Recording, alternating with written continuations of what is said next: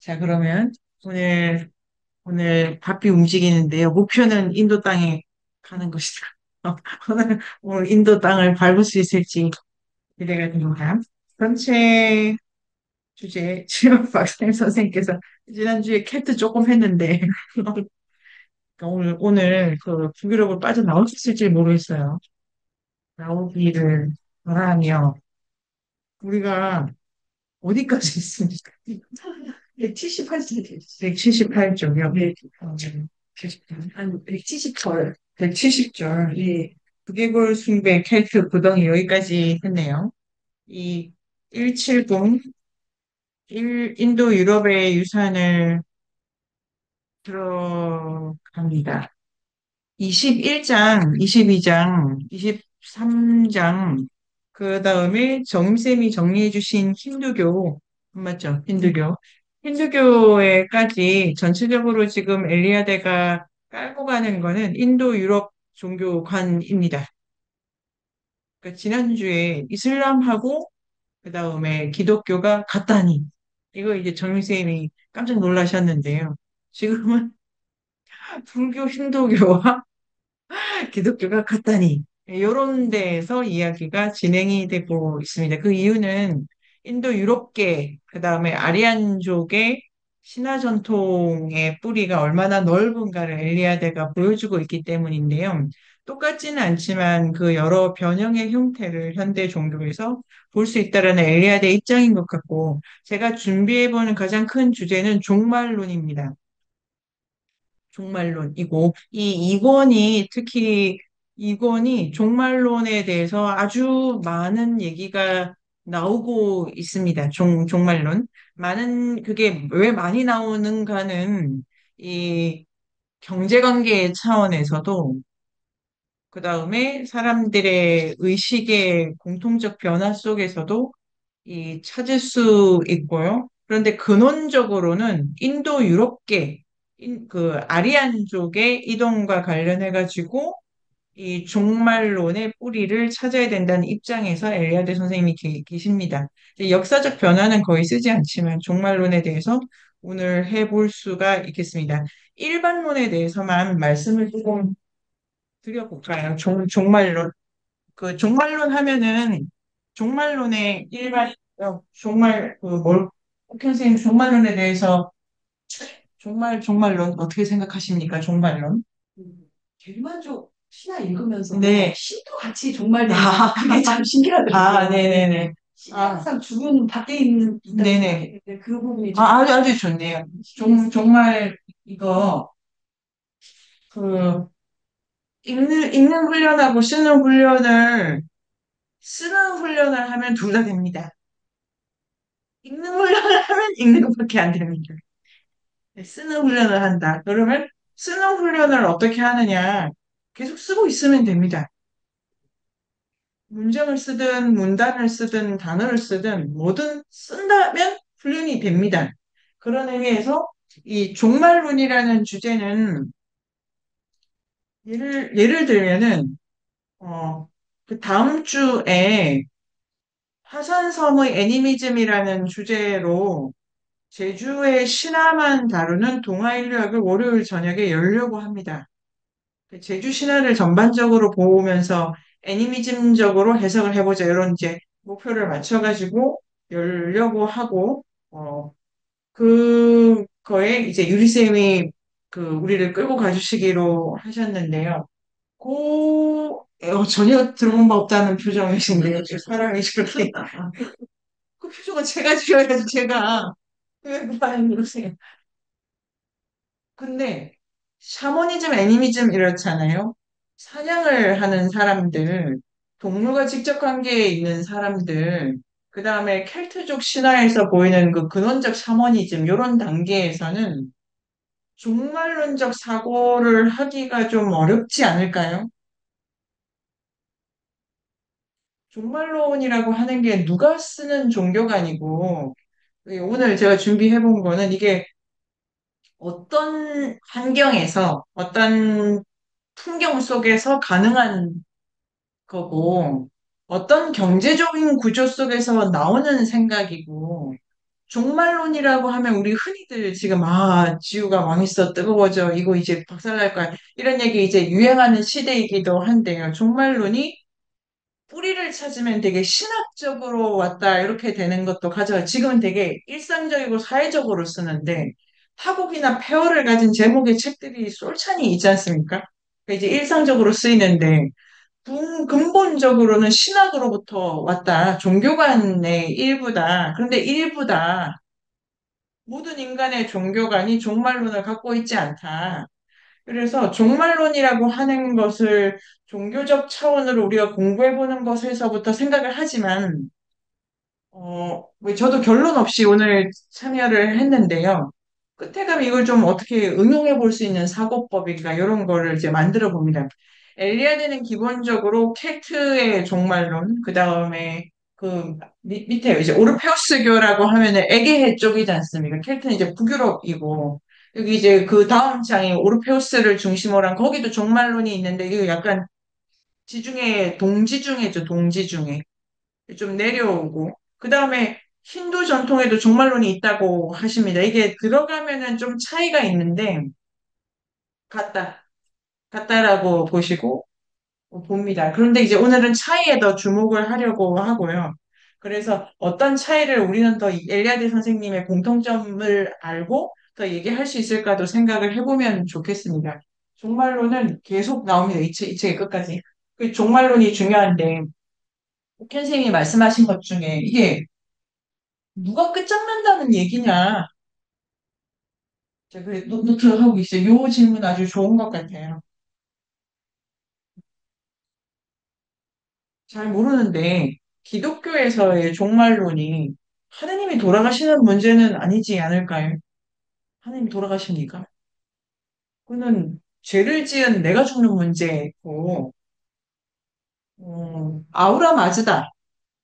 그 조로아스트교의 종말론도 신이 죽는 게 아니고 그 여러 가지가 있고 근데 신이 죽는 경우가 있죠. 그래서 여기서 그 옥현 선생님의 질문을 받아가면 이 개념을 또 어떻게 가져가냐 문제인데 창조주, 창조자 여기가 이렇게 완전히 무너져 내린다. 기독교 신화에도 아예 없다고 볼 수도 없겠네요. 그 대홍수 신화 있지 않습니까? 어쨌든 세계가 한번 완전히 전변한다 이런 모티브가 있기 때문에 그게 아니고 여기서 이러겠는데 잘못한 애가 죽는다 이런 것도 있고 이 타락이죠 타락. 그 다음에 이제 요 두 개 이렇게 갈 수 있는 그 누가 죽는다 이런 문제가 있고요. 종말론 가지고 지금 여기 사고 실험을 많이 해보고 싶은데 이게 종말 말이잖아요. 종말 이게 끝이 있다는 거잖아요.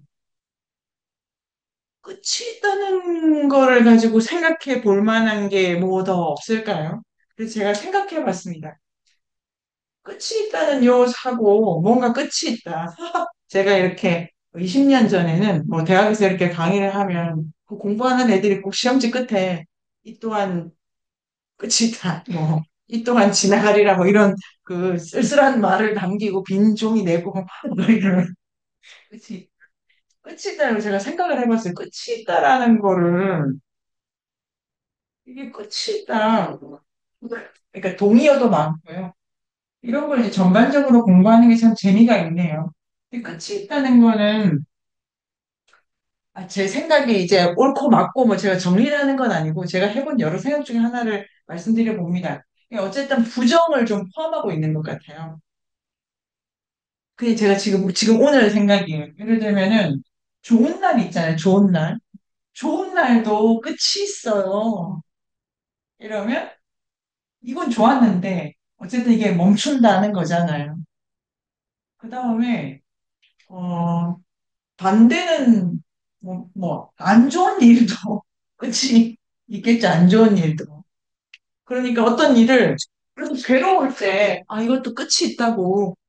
그 다음에 어떤 일이 너무 좋은데, 그래도 끝이 있어. 이런 식의 생각 둘 다 반대급부, 어쨌든 부정함을 포함하는 생각이기도 하네요. 또 언제 끝을 얘기하게 되는, 돌아가면서 얘기를 조금 해보고 싶은데, 유리쌤은 언제, 아, 끝이다, 이런 생각이 떠오르십니까? 끝과, 이 끝이라는 단어, 끝난다. 어떤 장면, 뭐, 이런 다 괜찮고. 영화가 끝날 때, 아, 영화가 끝날 때? 영화 끝날 때 끝이라고 아, 좋지, 그 좋지. 페이지가 나오고, 그리고 그 무대도 막을 내리고, 그다음에 청춘이 끝나고, 뭐 그런 생각이 많아요. 야, 끝이 있어, 끝이 있어. 어. 자, 우리 이성근 선생님은 끝하면 어떤 생각이 떠오르십니까?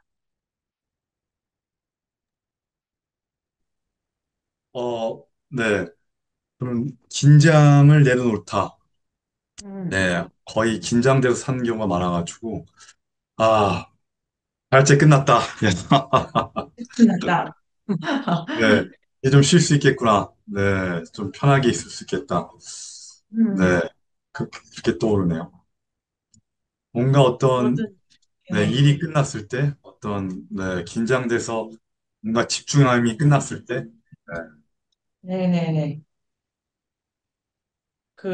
좋습니다. 이렇게 어떤 한 구간이 정리가 되고, 호흡과 함께 다른 방식이 또 시작이 되고, 그리고 우리가 지금 드는 생각인데, 전체적으로는 하여튼 두 개, 누가 끝나는 거냐와 관련되어 있고, 지금,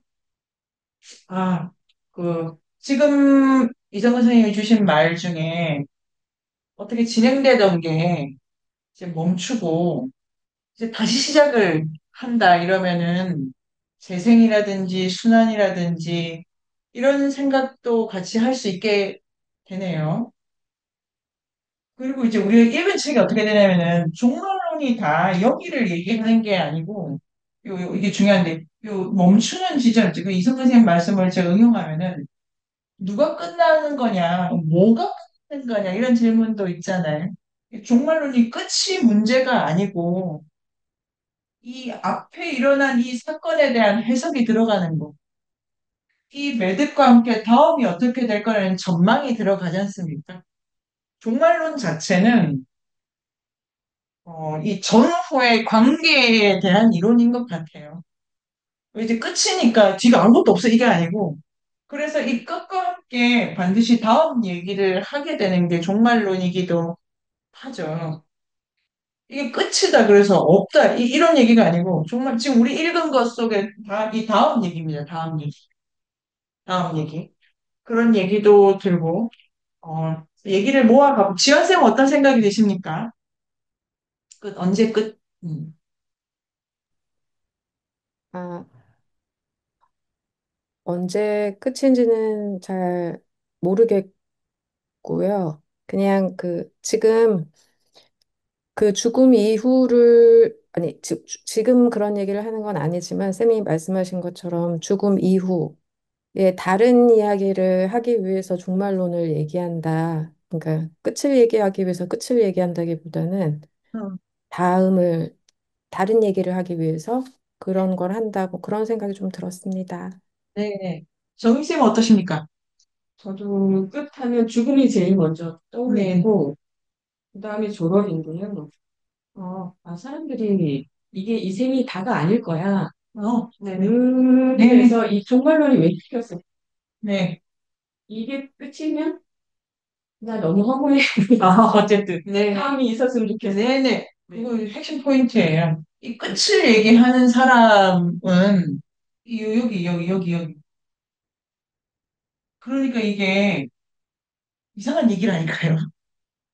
끝에 대해서 이거는 이 다음에 대한 어떤 이념적 투사가 있는 거, 이 다음의 중요성.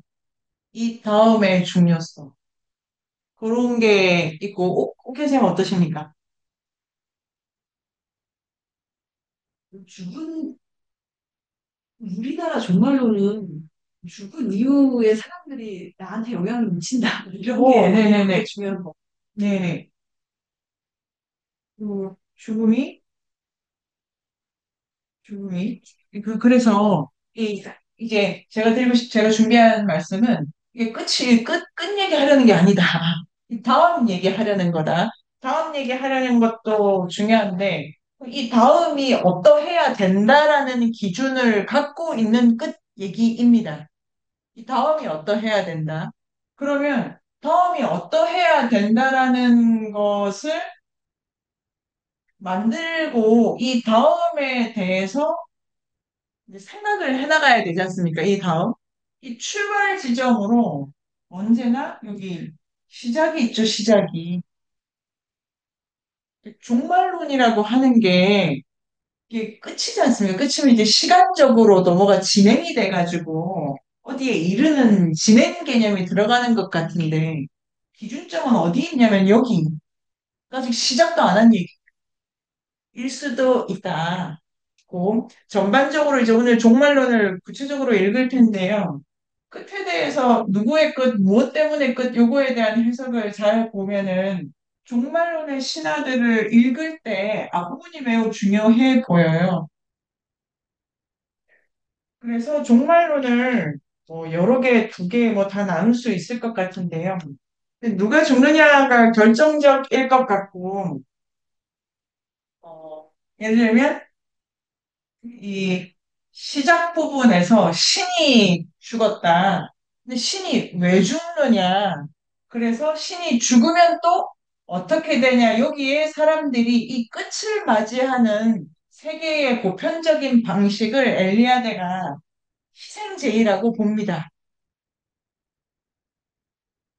제가 말씀 잘 드렸을까요? 옥 선생님 어떠세요? 여기에 끝난다는 게 신이 몸이 다 찢겨져 가지고 그런 신을 인간이 이렇게 복사하듯이 의례로 반복하게 되면 신의 찢김과 동시에 세상이 만들어졌듯이 지금 이 왕이나 누군가의 찢어짐을 통해서 이 세계를 다시 한번 원래 신이 순수하게 이 세상을 낳았듯이 돌린다 이런 의미가 있죠. 여기에 마련하는 형식이 희생제입니다. 희생제의. 그래서 신일 경우에 이제 그 신이 어떤 신인가도 중요한데요. 신일 경우에 저의 결론은 이 신을 이 창조 신화 그래서 종말론은 창조 신화랑 결합되어 있다가 제가 오늘 읽으면서 준비해 본 거고 창조 신화일 경우에 우리가 읽은 게 뭐냐면 신을 인간화 시켜가지고 신의 몸이 뜯어져서 세계가 만들어지는 그 형태의 시다론 있지 않습니까? 그리고 요럴 경우에는 이 신화로 이게 왜 끝이 나냐면은 이게 신의 육체잖아요. 육체. 세계가 신의 육체.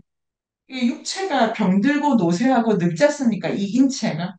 그러니까 요런 신의 인간적 신체화에 따른 노쇠화 때문에 다시 찢어가지고 새롭게 원점으로 돌린다라는 메커니즘이 이게 기본 신화로 보여요. 그러면 여기가 이제 다시 이게 이제 재생이죠, 재생. 새롭게 태어난다.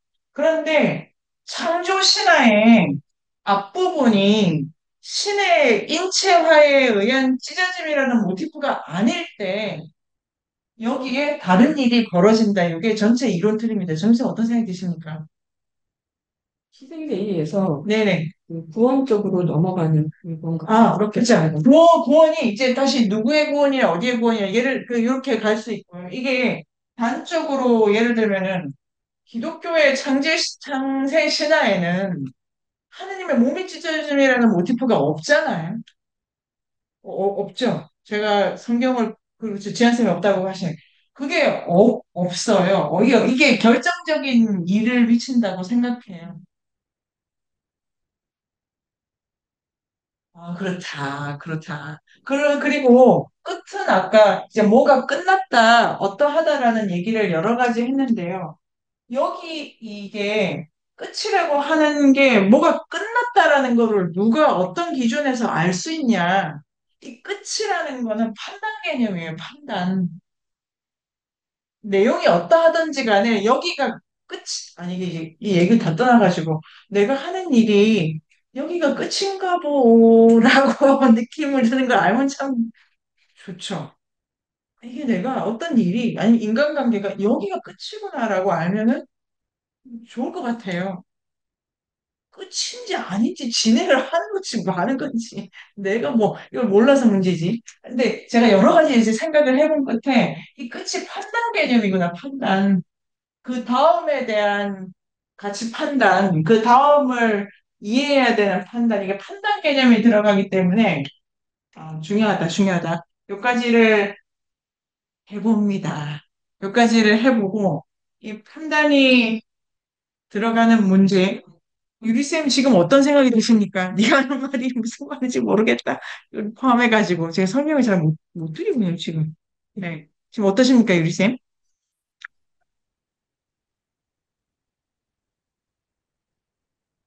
어, 그러니까 종말론이라는 말이 사실 좀 잘 이해가 안 됐었어요. 책을 그래죠. 읽으면서.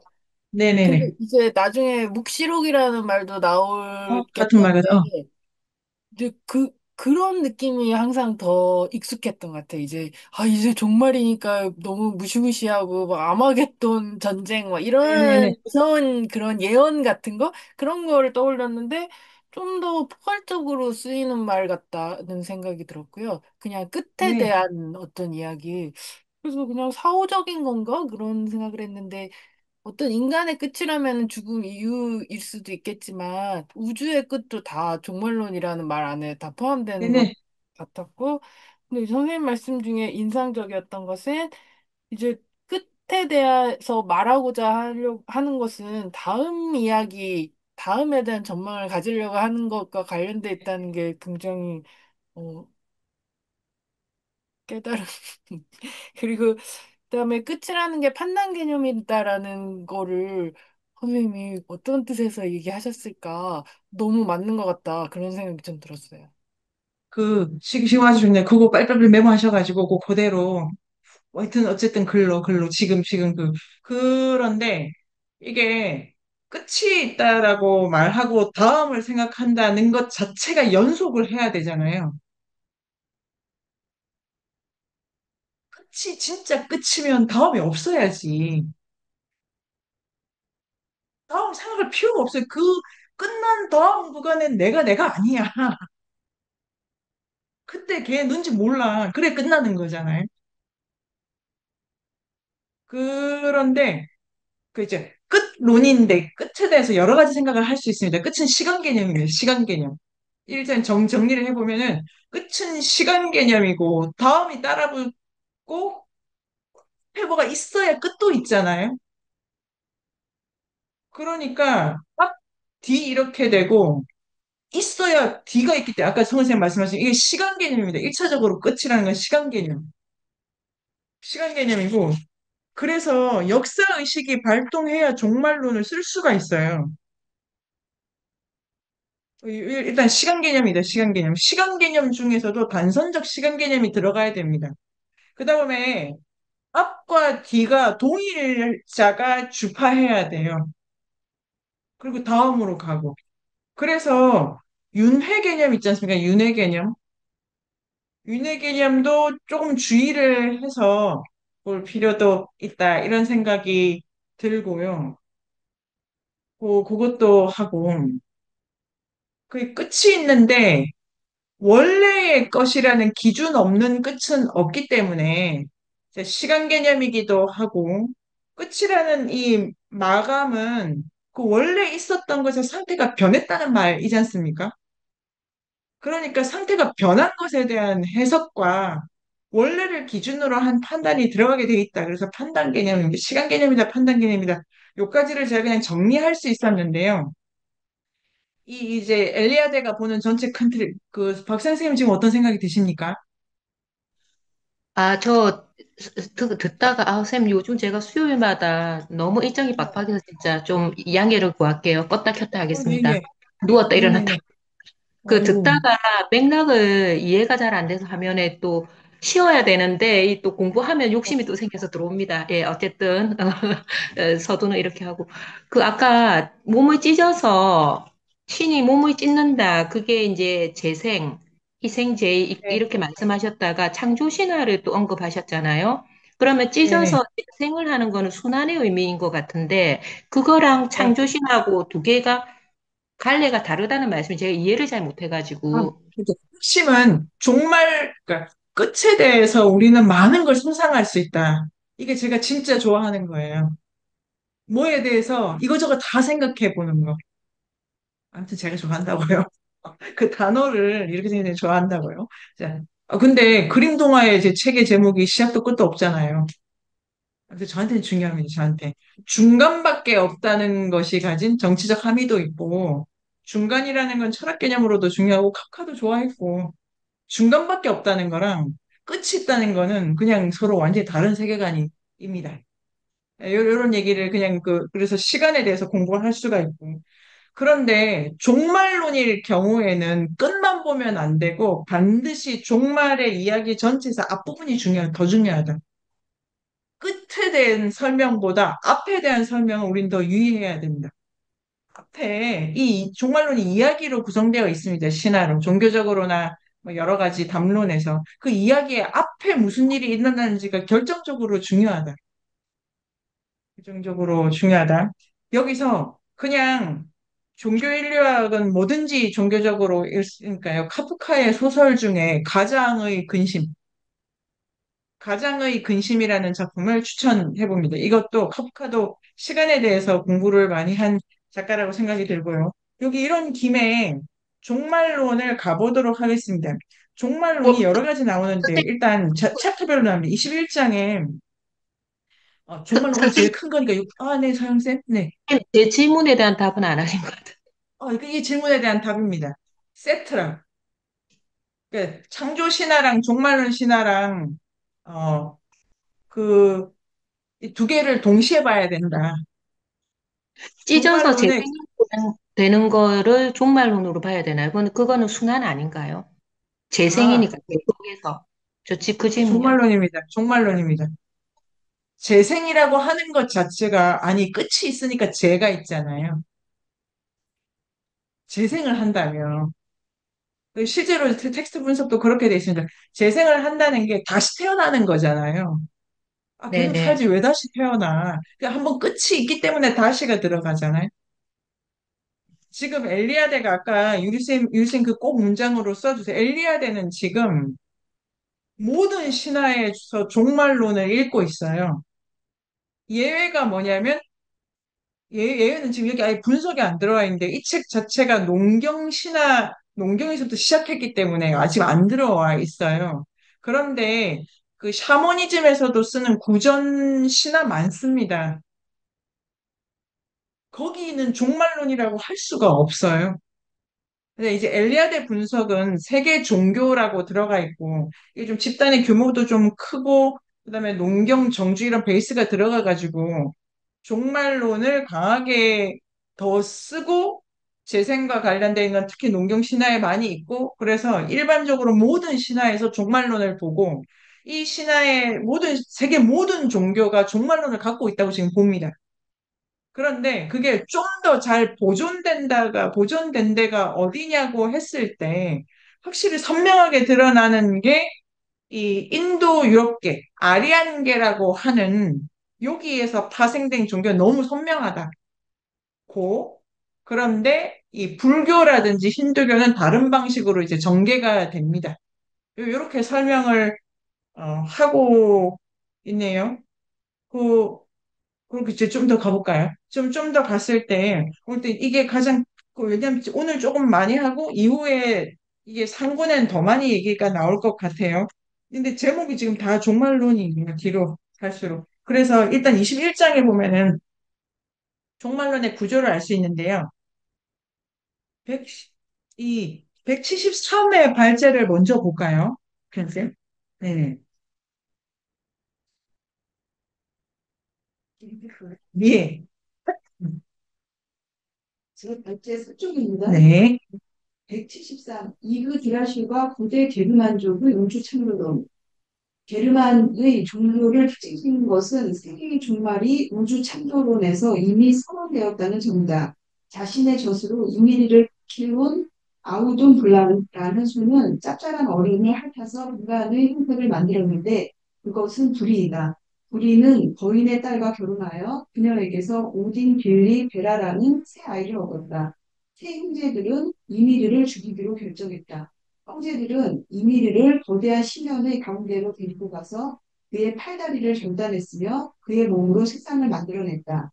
그의 육체로 땅을 만들었고 그의 뼈로 바위들을, 그의 피로 바다를, 그의 머리칼로 구름을, 그의 두개골로는 하늘을 만들어냈다.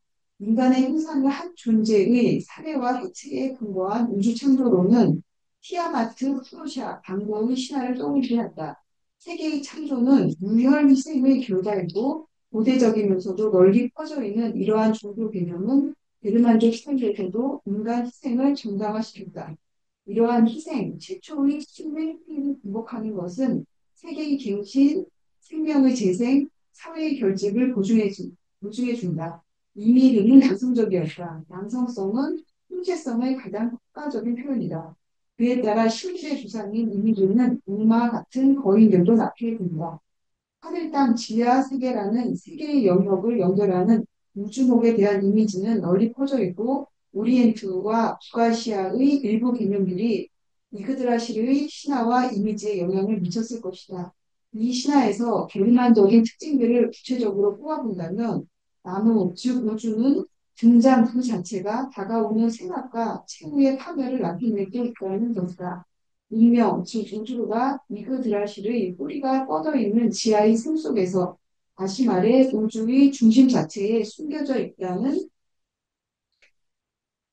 것이다. 이그드라시는 존재 그 자체의 번뇌적이고 우주적인 운명을 재현하고 있다. 모든 존재 양태, 세계, 신들, 생명, 인간은 소멸하기는 하지만 새로운 우주적인 순환이 시작할 때에 다시 나타날 것이다. 네, 예, 재밌게 보도록 하겠습니다. 이 기본적으로 인도 유럽 종교의 특징은 공통점이 세 가지다. 1번 삼위신 구조가 있다. 법, 전쟁, 농민 이렇게 이제 계급화된 3층의 구조를 가진다. 이 세 개다 세 개. 요게 이제 1번이고 두 번째가 상보적인 최고신이 있다. 세 번째가 종말론입니다. 기본적으로 인도 유럽 종교는 요 세 개가 다 들어가 있다라고 보시는 거죠. 종말론일 경우에 인도 유럽 말고 좀 더 크게 확대를 할 수가 있는데 일단 전면적인 파괴입니다. 그게 누구의 파괴냐? 우주 전체냐? 아니면 개체냐? 173에 보면은 이 게르만족 여기 그다음에 21장에 보면 켈트 게르만 드라키아 게타이족 이게 이제 찾아보면 시기적으로 겹치고 여러 가지로 범위를 가질 수는 있는데 라틴이랑 구별되는 방식으로 제일 서쪽에 켈트가 있고 위쪽에 그 다음에 중간에 게르만이 있고 제일 오른쪽에 좀 아래에 갈리아가 있는 거죠. 그래서 요 두 개 영역이라든지 이런 건 역사적으로 조금 오버랩 되기도 하는 모양인데 설명은 지금 이 세 개의 그 민족이라고 할까 종교적 집단이 그렇게 구별되는 걸로 설명하시고 있지는 않은 것 같아요. 이 설명의 내용이. 그래서 그 어쨌든 지난 장이랑은 구별할 수 있는 거고 21장의 요 군집은 비교적 그 성격을 가지고 있고 그래서 214쪽에 보면은 둘, 넷, 게르만 종교의 근본적 통일성 같은 건 있다. 무엇보다 삼위신, 그 다음에 적대적이면서도 상부적 쌍을 이루는 최고신 이렇게 돼 있지 않습니까? 원래 애초에는 적대적인데 상부적 쌍이기 때문에 이항이죠, 이항. 이항이 핵심이고 적대적이라는 게 이항을 하니까 어쨌든 대립점이 있다가 포인트 같습니다. 이걸 뭐냐면은 뒤에 우리가 읽으면 알 수 있는데 선악 개념도 선악 개념이 먼저 있었던 게 아니라 원래 위아래라든지 왼쪽 오른쪽이라든지 밝고 어둡고라든지 이러한 대립하는 확실히 대립하는 두 최고 신이 있는 것을 특징으로 한다. 일단 상보적이다. 두 개 같이 있어야 하나를 설명한다. 이렇게 되어 있어서 상보적 최고신이라는 요 말 자체가 중요한데요. 이게, 죄송합니다. 이 원형적 일자가 있다는 얘기예요. 원형적 일자가. 2번을 해석할 때 제가 그렇게 해석해 봤습니다. 두 개가 있다는 말이 아니라 이 두 개가 함께인 하나, 이 상보적이라는 말 때문에 이 두 개를 갖고 있는 하나가 있습니다. 하나가. 그 다음에 종말론이 있다. 이렇게를 하고 두 번째 문단에 게르만 종교의 마지막 단계에 세계 종말의 신화에 대한 강력한 관심이 지배적이다.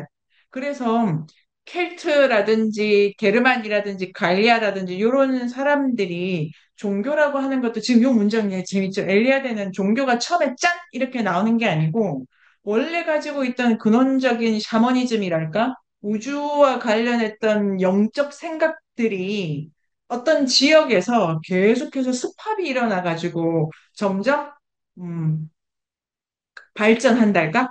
이렇게 설명을 하고 계시는 거죠. 그래서 게르만적인 신화라고 할 만한 게 있는데 여러 가지 이야기들이 막 습합이 되다가 최종 버전 같은 게 보이는 때가 이후에 우리는 보이죠. 우리는 후대에 사니까. 그때 지점에 종말론적인 관심이 되게 지대해 보인다. 그래서 끝부분에 대한 얘기를 되게 많이 하는데요. 이런 관심이 BC 2세기 근동 이란 팔레스타인 지중해 1세기 이후 로마 이게 되게 일반적이다. 여기서 중요한 거는 기원 전후로 해서 종말론적인 관심이 광범위하게 일어나고 있다. 그런 다음에 그러나 게르만 종교를 특징 짓는 것은 그러니까 종말론이 그러니까 아까 유지쌤 말씀하신 대로 스펙트럼이 되게 크다. 저는 이게 뭐가 있을 것 같아요. 끝에 대한 얘기를 사람들이 많이 한다. 이게 지금 생각거리가 있을 것 같고 그런데 세계 게르만 종교 특징이 뭐냐면 다른 종말이랑 다르게 우주 창조론에서 이미 선언되었다. 자, 게르만 종말론의 특징은 창조론의 끝 얘기가 미리 실린다. 그래서 창조론 자체가 설계가 끝까지를 설계하고 있다. 그 다음 문단 214. 창조론에 대한 얘기가 이제 여러 법이 있고 예언도 있고 그러는데 215 요거를 읽어보도록 하겠습니다. 저번에도 읽었던 거죠. 오리엔트 우주 창조론이랑 유사하다. 북쪽에 니플하임이 있고 남쪽에 무스펠이 있고 그러니까 게르만 신화의 독특한 특징은 북쪽에 고유명을 부여해요.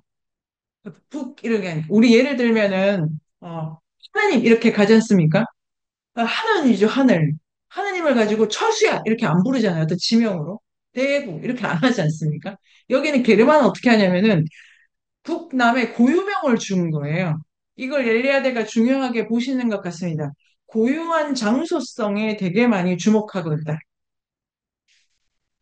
특정한 공간관념이 되게 적극적이다.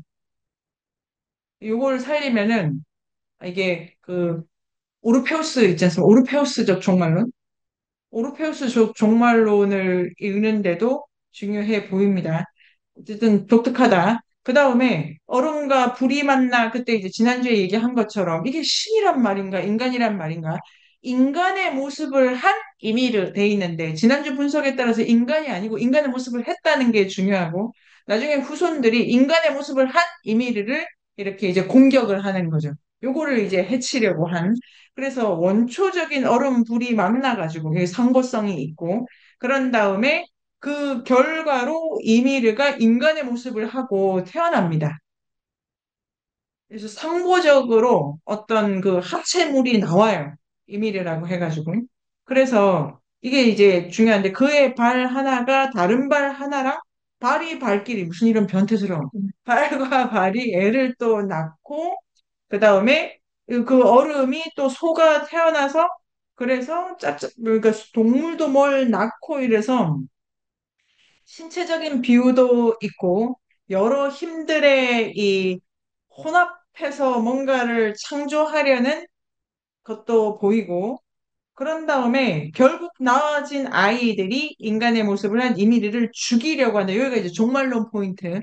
거의 창조주까지는 아니지만 모든 존재를 태어나게 하는 어떤 원초적 상태인 얼음과 불의 만난 결과인 이미르가 그 피조물이라고 딱 할 수는 없지만 그 이미르로부터 나온 것에 의해서 죽임을 당하고 그의 피는 거인들을 삼키고 그다음에 이제 또 삼켰다가 빠져나와가지고 그래서 다시 어떻게 되냐면 형제들은 그러니까 죽였는데 이미르의 몸에서 막 이거저거 다 죽이고 했는데 그중에 뭐 튕겨나가는 것도 있고 결국 이미르의 팔 다리를 절단해서 핵심은 밑에 셋째 줄 그의 몸으로 세상을 만들어냈다.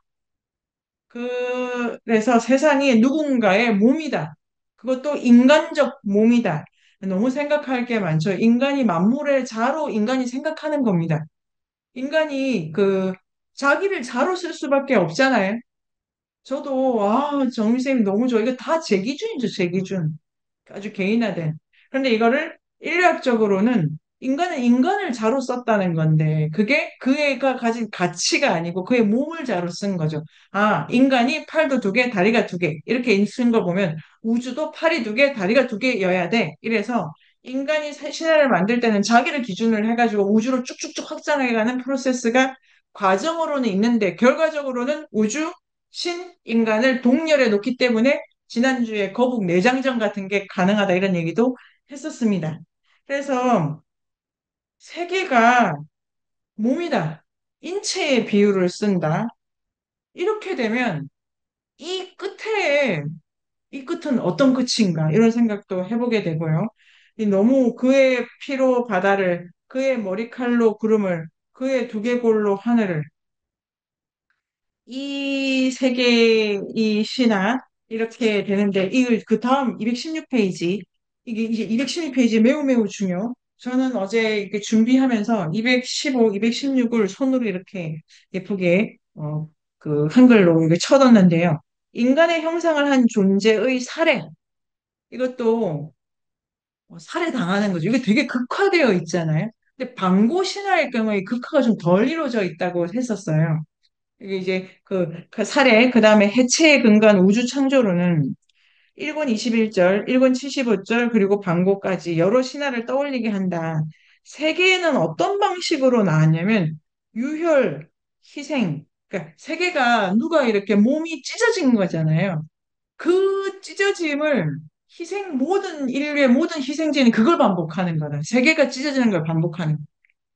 그리고 그 다음에 게르만 사이에서도 인간 희생을 정당화시켰다. 다시 말해, 그러한 희생은, 이게 여기가 엘리아드의 희생 제의의 정의입니다. 앞쪽에 조금 나오기는 했는데, 여기 반복한다 이런 말인데, 이게 좀 설명이 포괄적이더라고요. 희생 제의는 엘리아드가 아주 중요하게 보는 거고, 지난주에 엘리아드에는 기본적으로 이 책 전체가 역사적 설명이 하나도 없죠.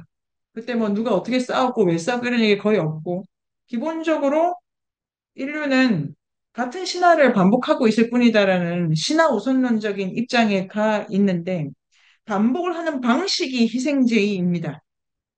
말로 반복을 하는 게 아니고 집단이 그 반복을 이렇게 이제 표현하죠. 그래서 희생제의고 그거는 아까 오켄 쌤 쓰신 것처럼 여기가 시험 문제네요. 희생제의를 하면은 세 가지 효과가 있어. 세계의 경신, 생명의 재생, 사회의 결집. 요게 놀라운 건데 희생제의, 이게 제가 설명 잘 드려보겠습니다. 희생제의를 안 하는 종교는 없다. 왜냐면, 일리아드가 보기에 창조론의 반복이라고 하는 것이 중요하기 때문에, 창조론을 반복했을 때 얻을 수 있는 효과는, 세계의 갱신, 생명의 재생, 사회의 결집인데, 이 3번 너무 재밌죠? 3번이죠, 3번. 3번이 종교의 사회적 역할이에요, 사회적 역할. 지한쌤 표정이 아주 흥미로운, 재밌다. 제가 뭐가 재밌으십니까, 지한쌤?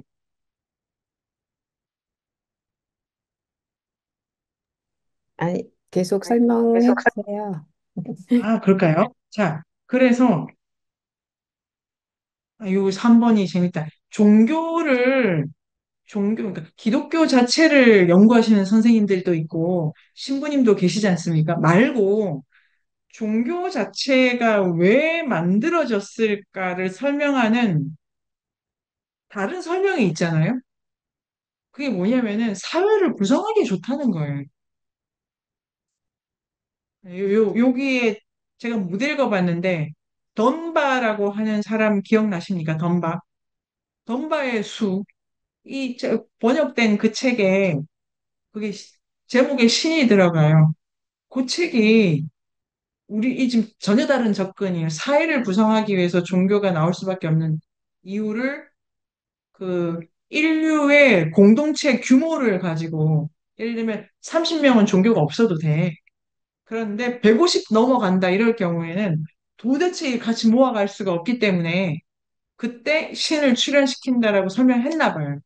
제가 이거를 책을 못 읽고 박문호 선생님이 그 책을 소개하신 거를 봤는데 아 그런 내용이 있는가 보지. 요게 그리고 그 디르켐이라고 하는 마르셀 무스의 외삼촌이고 사회학의 아버지 디르켐이 주장하는 종교론입니다. 종교 자체의 의미가 있는 게 아니고 공동체를 묶어야 되니까 이렇게 좀 다른 방식으로. 그리고 이제 사회의 결집, 요게 이제 제가 어, 조금 읽어온 거에서 약간 튀는 부분이었다라고 제가 생각을 해봤고요. 제가 다시 돌아가서 이미르는 양성적이다. 원래 불물이 합해져 있다는 거지 않습니까? 그는 자신의 힘으로 한 쌍의 인간을 낳았어. 양성성은 당연히 총체성의 가장 효과적인 표현이다. 이 끝까지 읽으면 우리 책을 끝까지 읽으면 어떻게 되냐면은 선악도 원래는 이런 양성적 총체성을 보려는 인류의 사고의 하나의 그 중에 하나. 그러니까 엘리아데가 선악 개념도 인류가 가지고 있는 총체적 총체성을 설명하기 위해서 만들었던 개념 중에 하나로 엘리아데가 보시는 것 같습니다. 선악 자체는 인류에게 그러니까 선악보다 더 중요한 건 총체성이다. 이 두 개가 같은 힘이다. 그 두 개가 같이 있으면 뭐가 계속 나아진다. 양선성은 당연히 총체성의 가장 효과적인 편이다. 요 구절을 레비스트로식으로 반대 말하면 이분법은 사고의 기본 툴로 쓰기 좋다. 레비스트루스도 이분법이 인류의 기본적인 사고법이라고 합니다.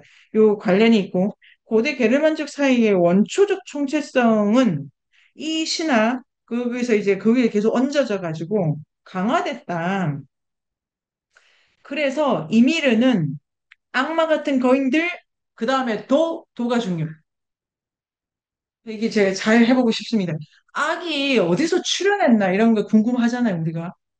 악 개념이 궁금하지 않습니까? 악 개념이. 그런데 여기 제가 참 좋았던 것은 원래는 그 상보적인 두 초월적 신개념을 인류가 썼다. 그거는 총체성을 설명해 보기 위해서고 상보적인 두 개가 있으면은 이거저거 막 나올 수가 있다. 엘리아드는 인류가 세계가 어떻게 이렇게 만들어지는가, 세계의 많은 것들의 생성을 어떻게 설명할 건가. 일단 기본적으로 두 힘으로 상보적 두 힘 관계로 뜯어놓고 그것이 원래 그것이 하나의 다. 그 안에 운동성을 넣은 것이다. 라고 보면 얼음과 불 이래서 뭐가 계속 만들어진다는데 만들어지는 것 중에 악도 있다. 원래는 이게 그래서 그 악을 거인들로 표현했다. 요 계열의 선악 개념의 출현보다 더 원초전 형태의 창조론 요거를 게르만 신화에서 볼 수 있다. 요게 기독교가 들어가면 선악이 좀 더 초점화되고 신의 신관념이 훨씬 더 이 선 개념을 좀 그러니까 더욱 적극적으로 쓰면서 이런 원초적인 총체적의 신관이 많이 위축이 되는데 게르만은 기본적으로 이거저거 습합하는 게 너무 능수능란해가지고 그 결과 이게 잘 보존됐다? 자, 유리쌤 지금 어떤 생각이 드십니까?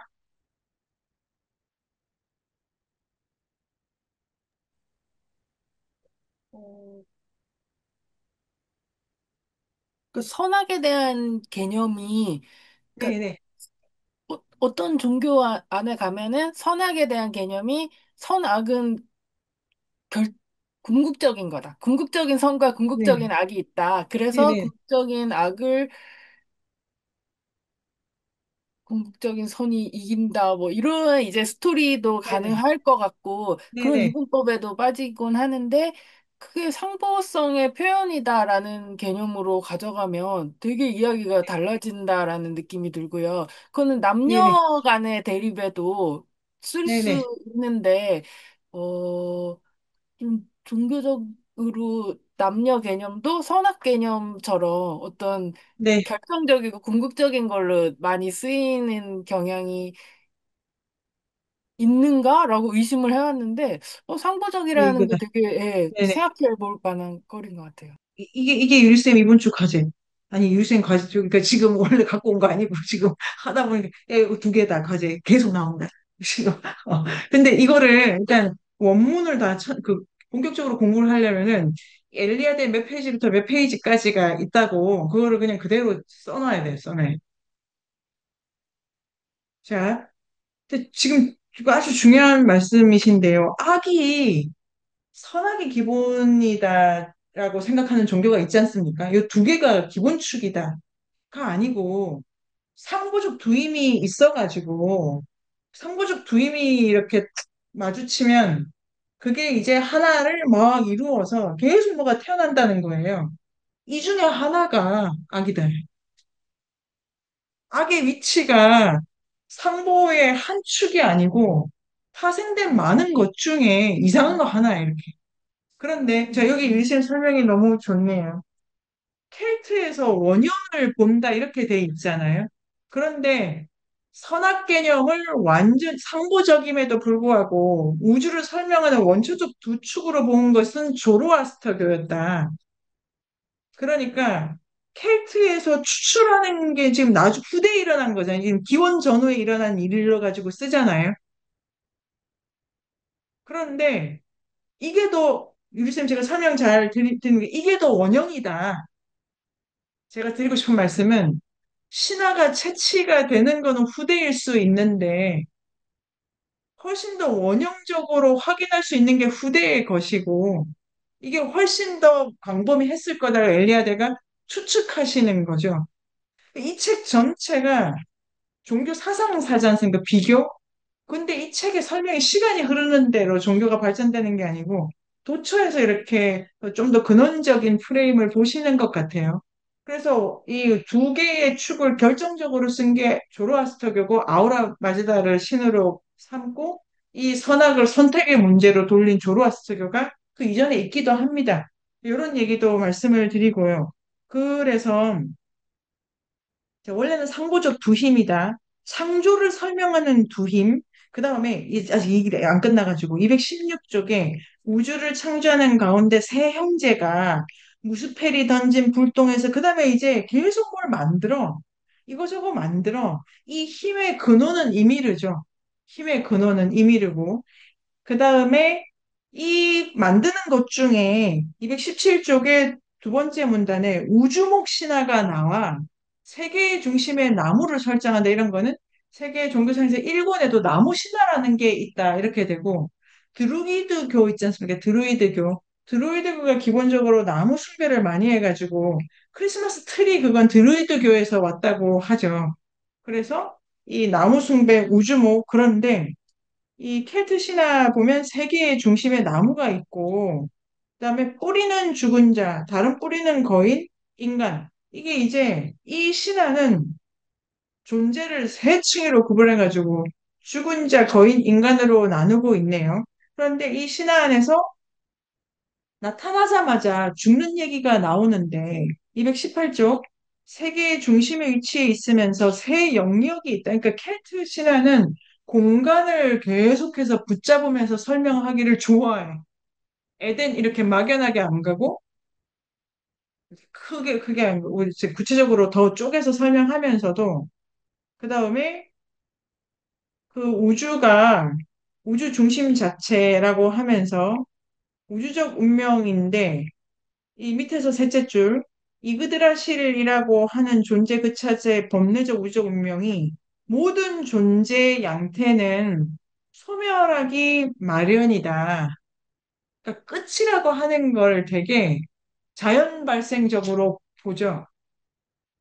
존재는 다 소멸해. 저는 이걸 논리적으로 존재가 다 소멸한다는 거를 말하려면은 그 이유로 인간의 몸, 임의를 인간의 몸으로 설명했다고 생각해 본 겁니다. 자, 그래서 모든 존재, 세계도 소멸해, 신도 소멸해, 그러니까 개구리, 뱀도 소멸해, 인간도 소멸해, 소멸을 하는데 이건 다시 순환해. 모든 태어난다는 건 그래서 소멸하기 마련인 것이 그냥 다시 돌아오는 겁니다. 이게 제가 이거를 강조드리는 거 보면은 그 자, 어떤 신화는 소멸하기 마련이야. 이게 도덕적 타락이랑 아무 상관없이 내가 늙으니까 죽잖아. 그런데 내 자식도 태어나고 애들이 계속 나오네.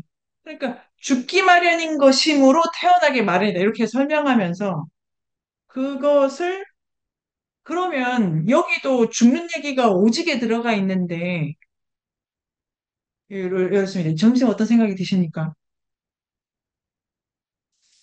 그 상보적이라는 말이 저는 이렇게 선생님 얘기 듣기 전에는 이게 선악이 그냥 뭐 오른쪽 왼쪽이었는데 이것을 이런 조로아스트르나 이런 네. 유일신들이 선악을 나쁜 걸로 악으로 이렇게 나누어서 이렇게 만들었구나 그렇게 생각했는데 선생님 얘기 들으니까 그냥 악은 그냥 얘들이 상보성이 낳는 것 중에 하나 일부인데 이것을 강력하게 가져와서 얘네들이 네, 썼다. 네. 아, 지금 아주 중요한데 선악을 조로아스터교는 선택 개념으로 넣었어요. 둘 중에 하나다. 근데 선택해야 될 게 정해져 있잖아요. 그래서 이게 이혼론이 아니고 이론론이다. 우리가 그 토론 재밌게 했었고. 상보는 선택을 하면 안 돼. 남녀예요, 남녀. 애를 낳으려면 둘 하나로는 안 돼. 둘이 반드시 필요해. 이러면 그 중에 뭐가 중요하다라고 선택할 수 없는 관계적 개념이죠. 자, 이게 종말론인데 끝은 상보적인 힘들이 맞는 생명들의 자연적인 소멸과 돌아감인데 어떤 신화가 상보적인 두 초월적 신이 아니고 선택적 두 힘들의 선택의 문제로 신화를 짜게 되면은 뭐 이런 것도 지금 생각을 할 수 있는 부분인데요. 여기는 그냥 소멸입니다. 그냥 끝은 그냥 노쇠한 거야. 어떤 도덕적 판단도 필요가 없어요. 그 다음에 이제 돌아오면, 자, 이 재생 있지 않습니까? 이 재생. 제가 지금 재생을 두 경우로 말씀드리려고 하는데, 이 재생은 원래께 돌아오는 거예요. 이 재생은 뭐, 자, 이제 어떤 창조신은 어떻게 되냐면, 전보다 더 훌륭한 상태로 이렇게 가치 평가가 들어가는 종말론이 있어요. 유리생 그림이 그려지시죠? 그냥 늙고 또 애들은 태어나는 거예요. 이거 말고 어떤 종말론이 있냐면 타락을 해가지고 희생제를 해서 정화를 세게 하면은 그 전보다 더 훌륭하게, 보다 훌륭하게 이런 종말론이 있어요. 그렇게 되면 이건 같은 것이 되돌아오는 게 아니고 진도를 또 빼고 있잖아요. 희생제를 할 때마다 그럼 더 훌륭해진다고 보는 종말론도 또 있습니다. 이러면 이게 목적론이죠, 목적론. 점점 더 좋아져, 이렇게 되고요. 혹시 어떤 생각이 드십니까?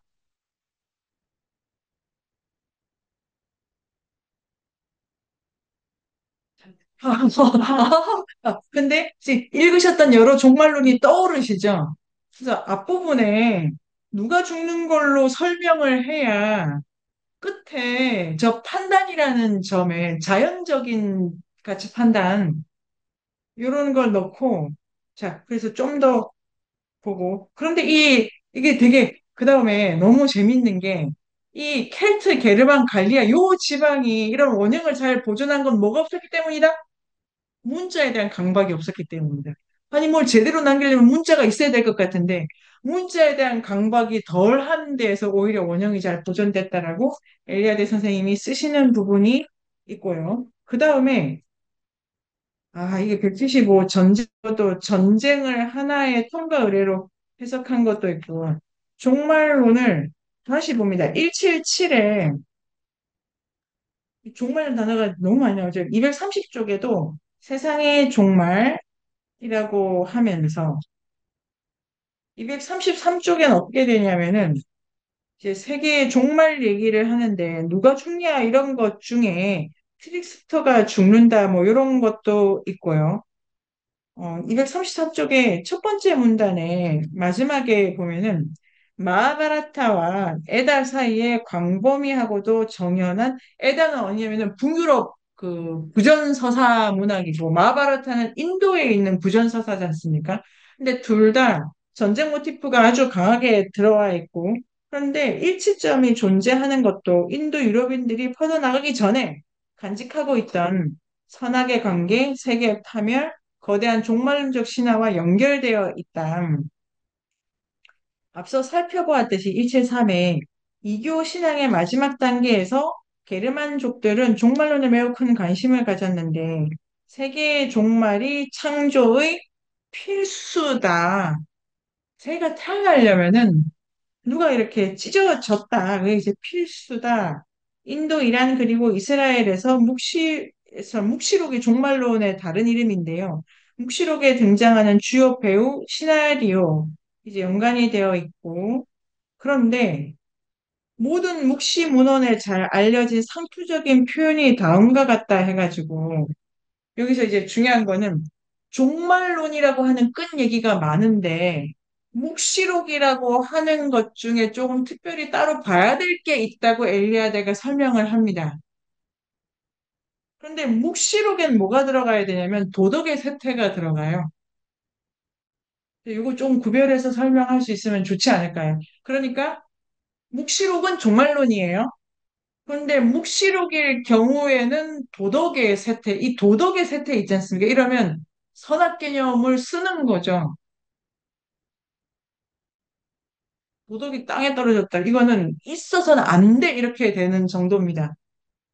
그럼 뭐냐면은 이 끝은 심판의 의미를 갖게 되고 벌을 받고 걔는 혼나고 잘한 애는 상 받고 그런 그 다 정리를 해가지고 그 다음에는 착한 애들만 남기고 이럴 수가 있죠. 그래서 여기서 이론적으로 정리를 해야 될 것은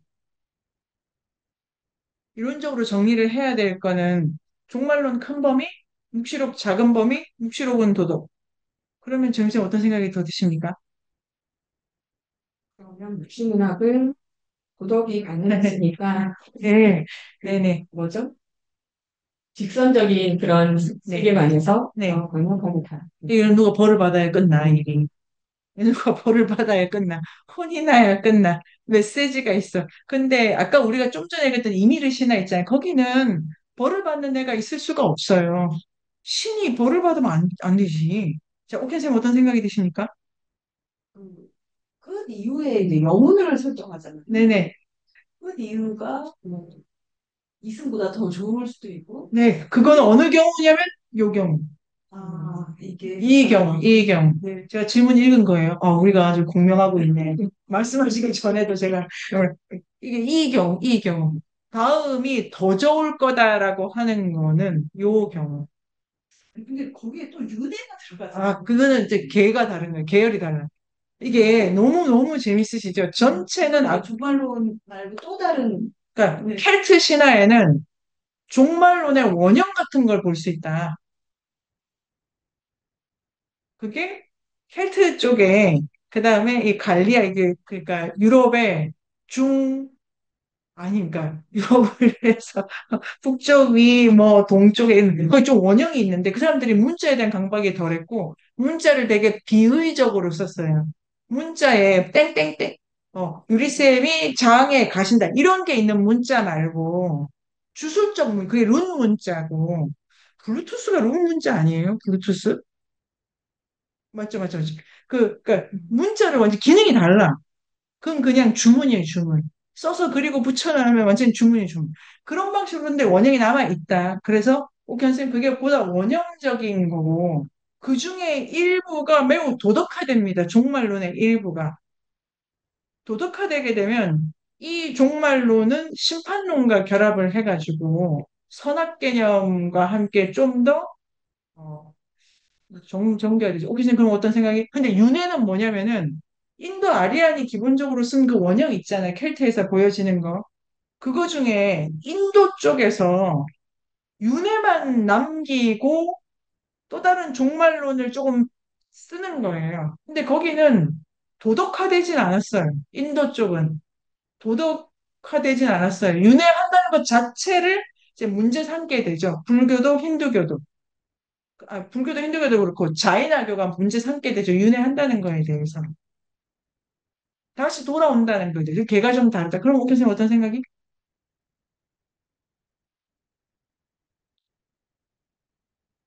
일단 큰 거는 우리가 정리할 수 있을까요? 큰 거에서 큰 틀을 가져서 그걸 계속 쓰는 켈트 쪽의 사람들이 있고 그중에 도덕화된 종말론에 집중한 동네가 떠오르시죠? 동네가 있고 그 다음에 인도 쪽에서는 돌아오는 종말론인데 그 돌아온다 이라고 해서 더 포커스가 이제 맞춰진다. 정쌤은 어떠십니까? 돌아온다. 이것도 돌아온, 그 켈트 문화도 돌아오는, 그러니까 네, 이제 그 신이 네, 희생해서 다시 돌아온다. 네. 인도도 돌아온다. 그러면 같은 순환론이라고 좋아, 좋아. 얘기할 수, 같은 순환론인데 거기서 이제 안 갔죠. 왜냐하면은 지금 우리가 좀 전에 읽은 이미르에서는 순환한다는 것 자체가 자연이에요. 순환한다는 게 자연이야.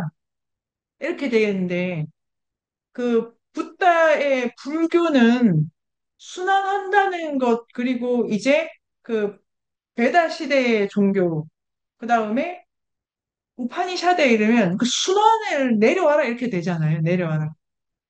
순환 자체가 지겹다. 내려와라. 근데 거기 역시 도덕화되어 있진 않아요. 이게 이제 복잡하다. 복잡한데 이게 유리쌤 지금 어떤 생각이 드십니까? 안 든다. 든다? 안 든다. 안 든다. 자, 그럼 성은쌤 어떤 생각이 드십니까? 네, 참. 이게 종말론이 정말 어떻게 보면은, 네, 순환을 예고하는 것 같고, 결국 이 끝이란 개념이 새로운 사건을 위한 어떤 전주곡, 어, 어떤 변곡점으로 설정된 게 아닌가. 어차피 네네. 시작되는데, 더 나은 것으로, 더 좋은 것으로, 네, 음. 자, 중요. 이제 네. 변곡점은 개념적으로 진행 방향이 달라지는 거예요. 우리 이제 선수 생활 하는 거니까. 변곡점이라고는 말을 쓰면 재생이라는 단어를 못 써. 재생은 원래 개를 다시 타는 거예요.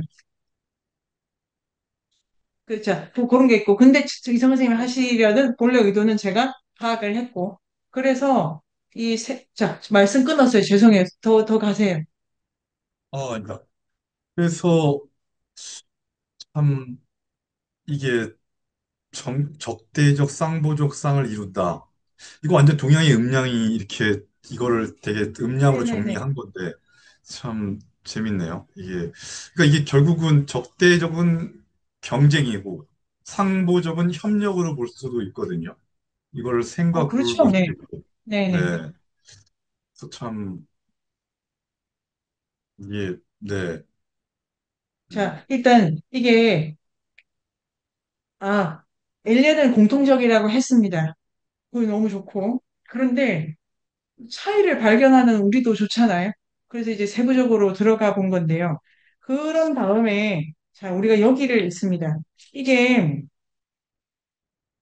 로키 이야기가 붙으면서 이제 또 도덕화되는 그러니까 어떤 신화가 계속 가지를 치고 붙고 이러는데 이 파생된 어떤 그 로키 신화에는 234쪽에 보면은 토르가 나오고 막 이런 애들 있잖아요. 이런 애들. 그러니까 이게 전체 세트의 토르까지가 다 켈트 신화에 다 들어가는 이야기 부분인데 거기서 뭐 토르가 나와가지고 이 뭐 마블에서 나오는 그 유명한 주인공들이 뭐 오딘이 나오고 이런 이야기는 234쪽에 보면은 하늘이 무너지는데 하지만 그게 종말이 아니다 이렇게 하면서 두 번째 문단에 이전과 비교할 수 없을 정도로 푸르고 아름답고 비옥한 새로운 땅이 모든 고통으로부터 정화되어 솟아오른다. 죽은 신들은 돌아온다. 그래서 그러니까 이제 좀 더 도덕화된 해석이 붙을 수가 있다. 고 기본 모델에서는 도덕성이라는 것이 잘 보이지 않는다. 그리고 235쪽에 두 번째 문단 보존되어 온 단편들을 가지고 판단할 때 게르만족의 종교는 유럽에서 가장 복잡하고 독창적인 종교 중 하나다. 제일 인상적인 건 지중해 오리엔트 북아시아에서 기원한 수많은 종교적 사상 기술을 다 동화시켜가지고 인도 유럽 유산을 풍요롭게 했고 새롭게 만들어서 힌두인의 종합도 있다. 로마 행성기에도 그런 거 보인다. 그런데 이게 기독교 쪽으로 개정했다고 해서 무너지지가 않았다라고 하고요. 그 다음에 어, 일단 그 여기까지 22로 가기 전에 자 켈트 신화에 이걸 좀 더 자 종말론에 대한 얘기 어떤 생각 조금 노트가 되셨을까요? 정임쌤 어떤 생각이 드십니까? 차이가, 종말론의 차이가 돌아오는 그런 순환하는, 질서는 더 다르구나. 그리고 좀 더 나은, 내가 돌아간다. 지금 얘네도, 이게 그, 뭐죠? 방금 읽은 것 중에 그전과는 다른 게 돌아온다.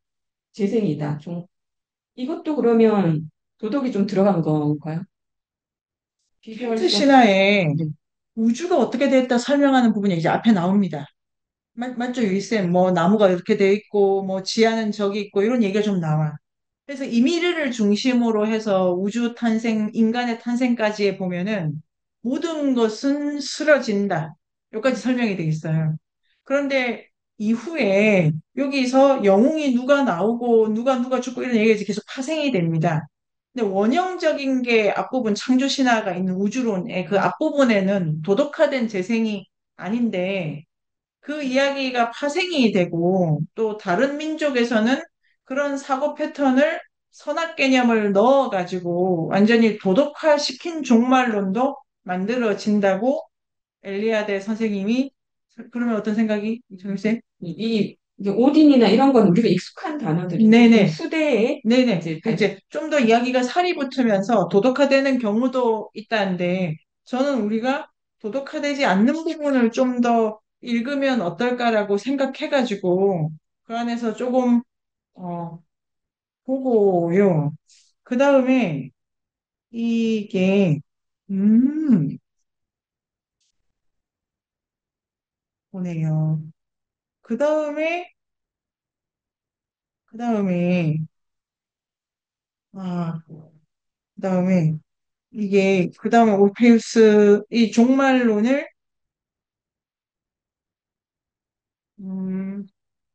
자, 종말론이 이 오르페우스 교 이제 260쪽 보면은 22장도 전체가 종말론입니다.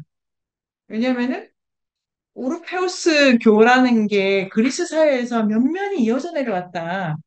지난주에 로마 안에 로마적 전통의 신관이 있는데 에트루리아인가요? 그쪽은 완전히 기원이 다른 애 두 개가 같이 있었다. 이런 게 있었고 22장 어떠냐면은 호메로스 중심의 고대 그리스 신관이 있는데 그거의 저류에 그거에 혹은 옆에서 안 잊혀지고 오르페우스 교라는 게 또 장난 아닌 영향이 있었어. 그래서 에게해 지역의 그 그리스 있지 않습니까? 여기 섬들 포함하고 그 반도에 여러 가지 어 여러 가지 아니고 크게 두 개.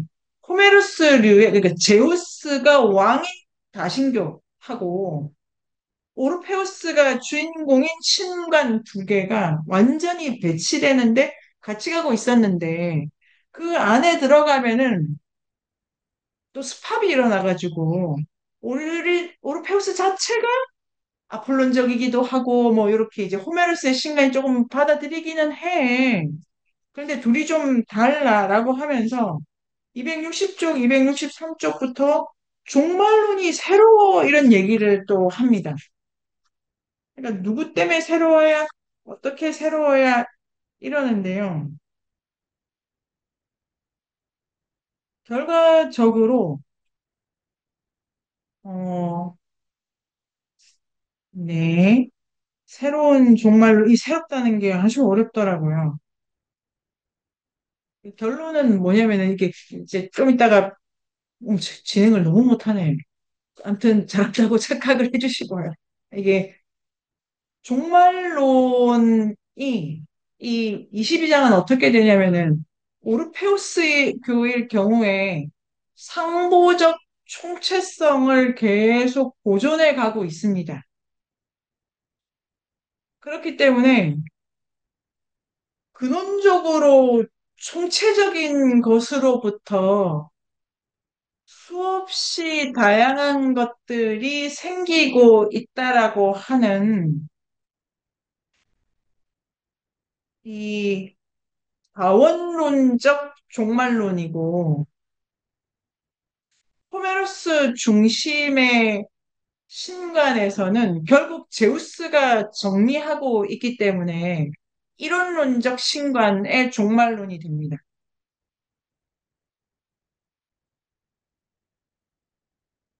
그래서 제우스가 이 신들의 나라지 않습니까? 호메로스가 정리한 막 엄청나게 신들이 많은데 그 다신이 아니고 제우스 중심의 이론론적 신관이 있고 오르페우스는 뭐 아폴론이든 누구든 제우스 밑에 있는 여러 신들이랑 수합을 이루었음에도 불구하고 계속해서 오르페우스 교는 다양한 힘들의 다양한 신, 다양한 생명의 탄생을 계속 보는 혼합적 다신관적 종말론으로 가지고 가게 됩니다.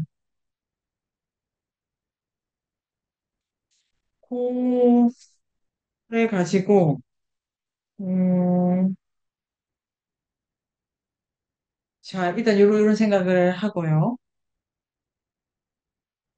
정희쌤 어떤지 앞에 앞에 정희쌤이 계셔서 계속 정희쌤 되게 멀리 있는 자, 뭐 그럼 멀리 있는 서영쌤 어떤 생각이 드십니까? 아유 서영쌤 힘드시겠다.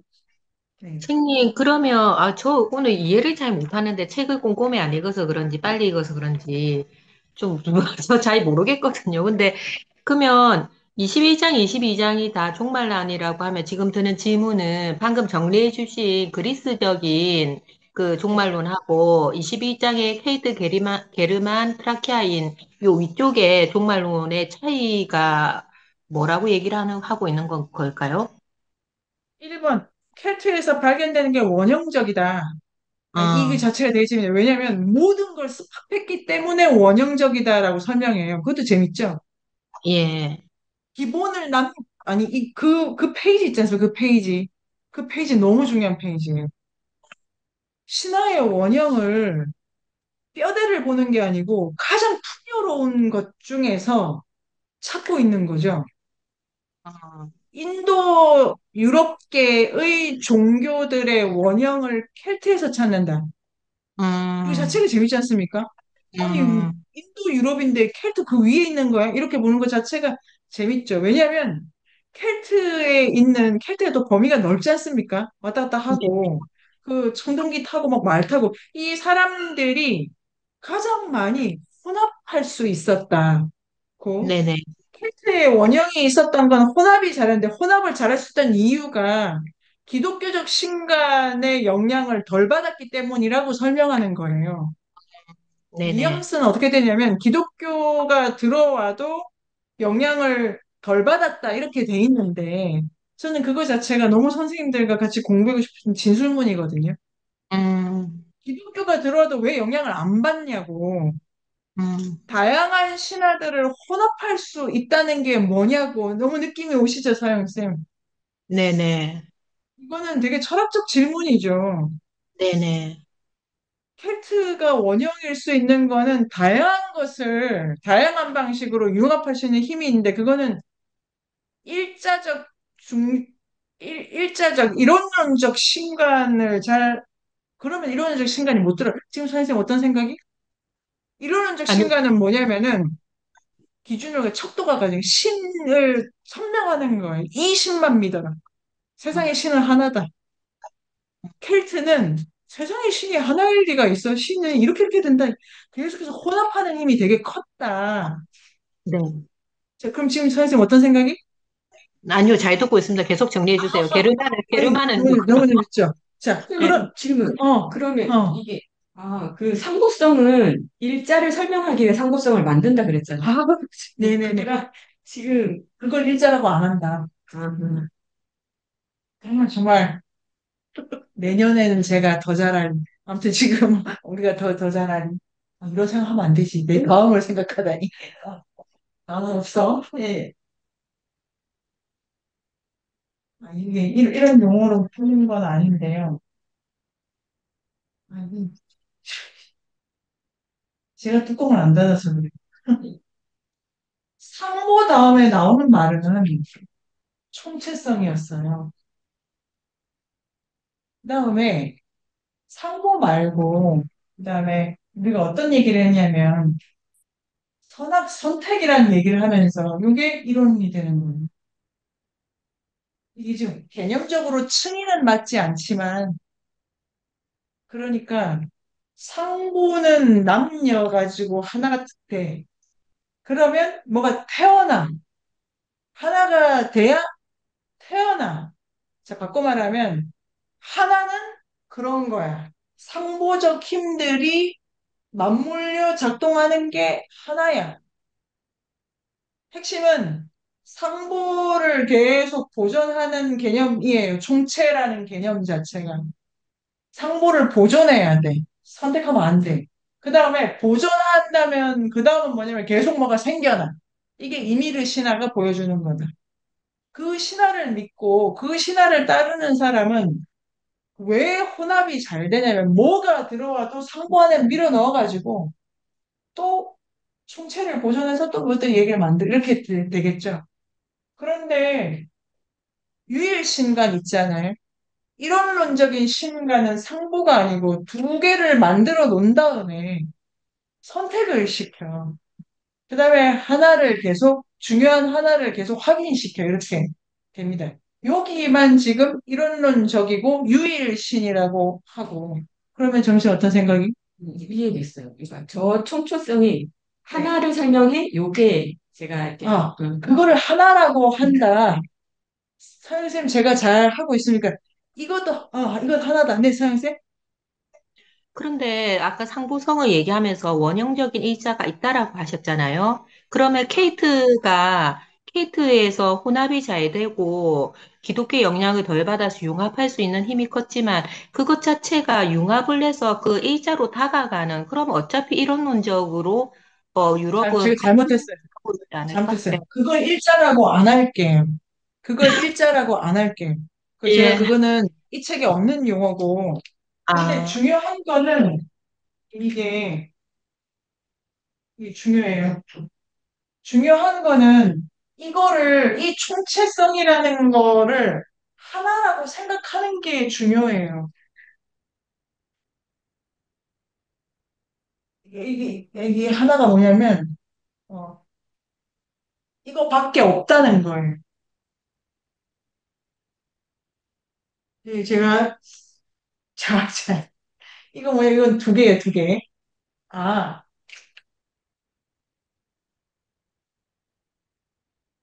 이런 론. 이 총체성 있잖아요. 이미르 신화에서 보여주는 총체성. 이미르 신화에서 보여주는 총체성은 이 하나가 정태적인 어떤 상태가 아니고 이 하나는 생성하고 있는 것 자체, 생성 중인 것 자체. 이런 신이 있어, 이런 신.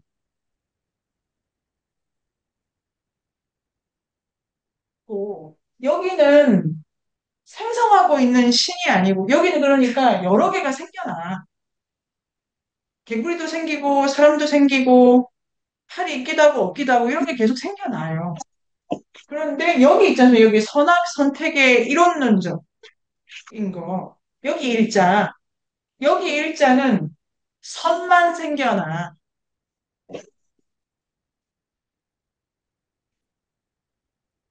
이게 쌤, 같은 단어를 그냥, 쓰는데 아, 뉘앙스가 네, 지연쌤. 아니, 정확하게는, 아니, 제가 정리한 부분이 그 부분이어서 공은 있는 아, 것도 네, 좋네. 아니고 없는 것도 아니다, 뭐 이런 얘기 뭐 있었어가지고, 언어로 다시 설명을, 공은 뭐라고?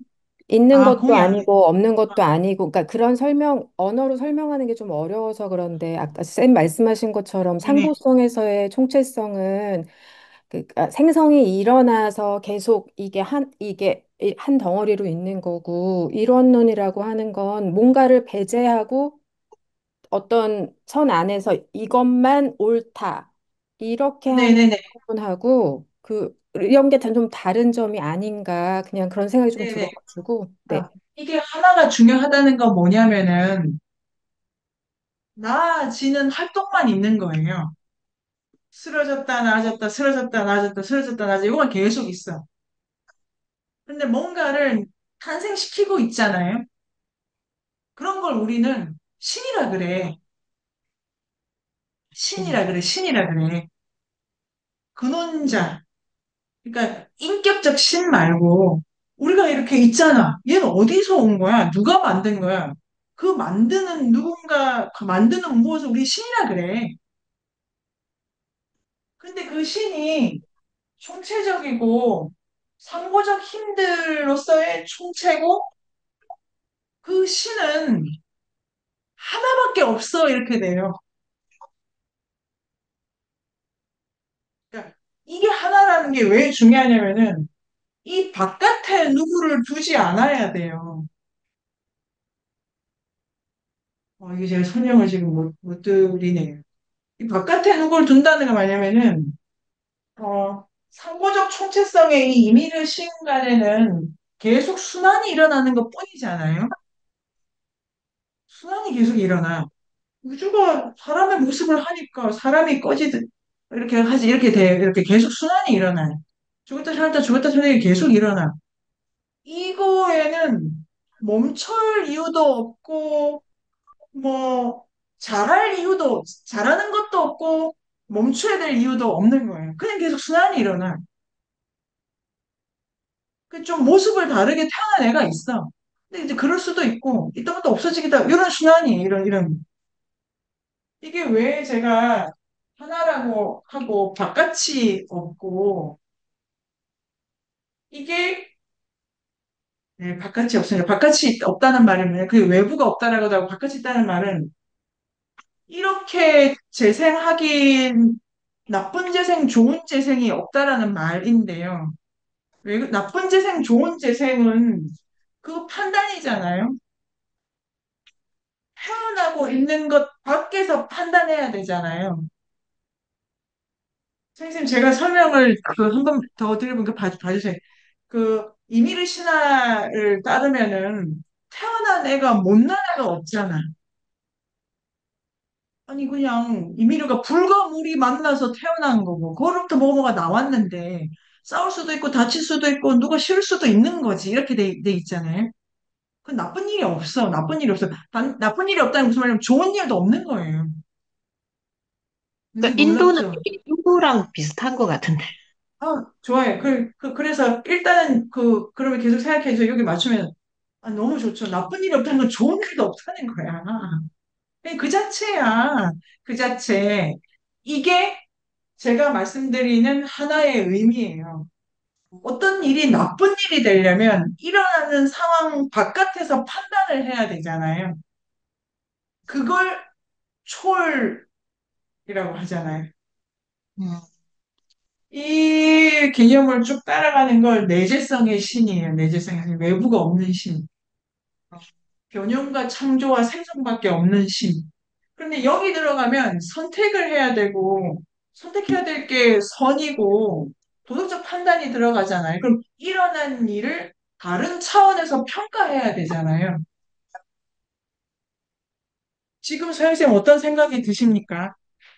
예, 어떤 차이가 있는지는 이해가 되었는데, 그러면 네. 그런 내재성의 신, 아, 시간이 자꾸 네, 쫓기니까 눈치가 보이는데 얘기하는데, 그, 그러면은 그게 계속 순환하고 있는 건데, 왜 종말론일까 또? 그건 이제 큰 의미에서 그 신화는 끝을 얘기를 해야 해요. 태어난다는 걸 얘기를 해야 될, 이거저거 다 태어난다는 얘기를 하려면 이거저거 다 죽는다는 얘기부터 해야 된다고 생각하는 거예요. 그 아니, 순환하는 거니까. 기본적인 모티프는 순환밖에 없는 세계야.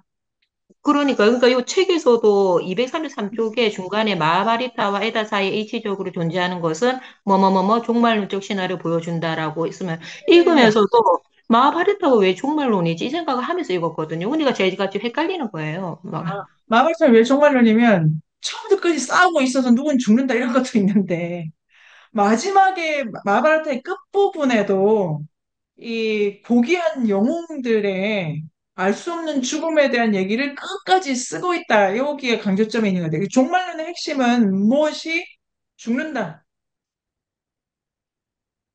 죽고 마바라타는 다시 전쟁 태어나, 모티프를 써. 네네네. 죽고 다시 태어나고 이러면 종말론이 아니지 않나? 엘리아데는 죽는 얘기가 들어가는 신화는 종말론이 들어갔다고 본다. 그러니까 엘리아데 엘리아데는 선생님의 네네네. 용어가 헷갈리는 것 같아요. 기존에 알고 있던 네네. 네네. 하고. 기본적으로는 죽는 순간과 이후에 대한 얘기가 들어가 있는 신화를 종말론 신화라고 엘리아데가 본다. 그 중에 음, 하나로 묵시록이 있다. 명명을 좀 네네, 다르게 하시는 그러니까 제가 재밌었던 그걸 하위 개념으로 쓴다. 이러면 도덕적 판단이 들어간다.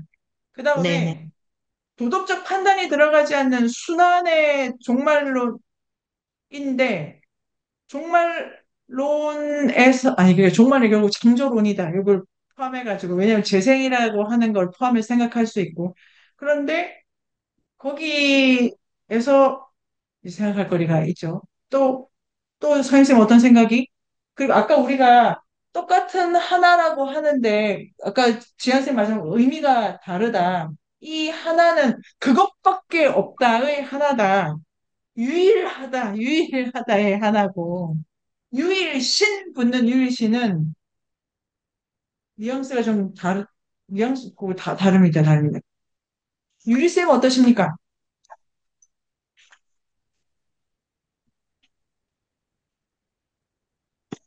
그 내재적이다, 초월적이다 이 말을 내 뜻을 이제 알게 된 것 같다는 생각이 어, 들었고요. 내재적이다. 내재적이다는 공식이 있어야 돼, 공식이. 자, 변곡점, 이거는 방에 어디를 틀든 관계가 없어요. 가잖아요. 근데 탕 쳐서 이렇게 가게 돼. 그런 걸 변곡점이래. 내 인생의 변곡점 그러면 회사 잘 다니다가 책 한 권 읽고 엉뚱한 데 가 있다. 이런 걸 변곡점이다. 근데 고등학교 갔다, 대학교 갔다, 승진했다, 이런 거에 그 계기를 가지고 병점이라고 안 한다. 이런 거. 그렇게 있고, 그 다음에 내재적이라고 하는 거는 초월적인 거에 반대죠. 그러니까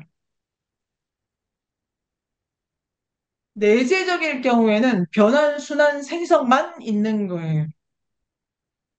판단의 자를 들이댈 때가 때때로만 있어. 처음부터 끝까지, 그러니까 내재적인 신간에는 심판자를 찾기가 어려워. 이미르가 뭐 나빠서 죽는 것도 아니고 착해서 죽는 것도 아니고 그의 자손들이 못돼서 그런 것도 아니고 그냥 아무것도 없어. 그렇고, 초월적인 신관을 쓰면 판단이 들어간다. 이걸 했어야 되는데 안 했고. 그럼 끝에 장면이 내재적인 신관을 쓰는, 그러니까 다 종말론이다고. 내재적인 신관을 쓸 때는 끝은 괜찮은 끝대로 심판 개념이 없기 때문에 더 좋아지든지 뭐 또 달라지든지 이런 거고, 내재적 신간을 조금 쓰면은 윤회라고 하는 거에 대한 해석도 이렇게 저렇게 달라지겠죠. 이런들 어떠하리? 네, 서영쌤. 그러면 선생님, 엘리아드가 쓰는 종말론으로 보면 모든 종교에서 종말론이 아닌 종교가 없네요. 예외는 샤머니즘의 종교는 종말론 쓰기가 어렵다. 예, 왜냐면은 아니 여러 가지 생각이 드는데 종말론을 쓰려면 어 정말을 쓰려면 아니, 그 영혼은 어떤 영혼, 정말을 쓰려면은 처음부터 끝까지 같은 애가 주파를 하는 거예요. 자기가 있어야 돼, 자기가. 종말론을 좀 적극적으로 쓰려면, 나라고 하는 단위, 우리라고 하는 단위. 그런데, 요까지 제가 말씀드릴 수 있겠습니다. 근데 지금 이 책은 모든 종교에서 종말론을 보고 있다고 할 수도 있습니다. 왜냐면 다 희생제의가 종교의 일차적인 요건이에요. 엘리아데가 정의하는 종교는 개념적으로 뭘 만족시켜야 하냐면은 신화가 있어야 돼, 신화가. 그 신화에 우주론이 들어가 있느냐, 우주론이 좀 적게 들어가냐, 우주론이 들어가 있어야 돼. 우주론이 있다는 것 자체가 희생제의를 필요로 해요.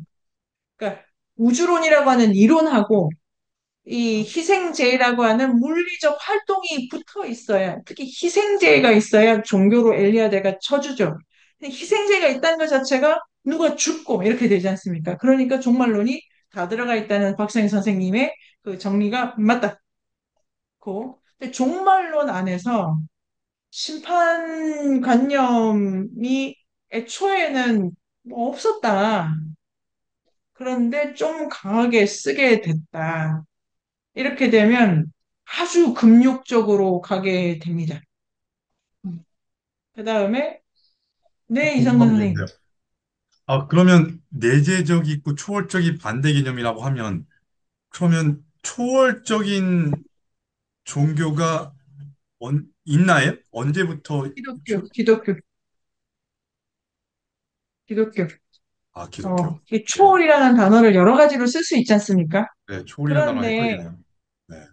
어, 초월이, 이런 방식으로 생각해 볼까요? 내가 뭘 하기도 전에 있는 거예요.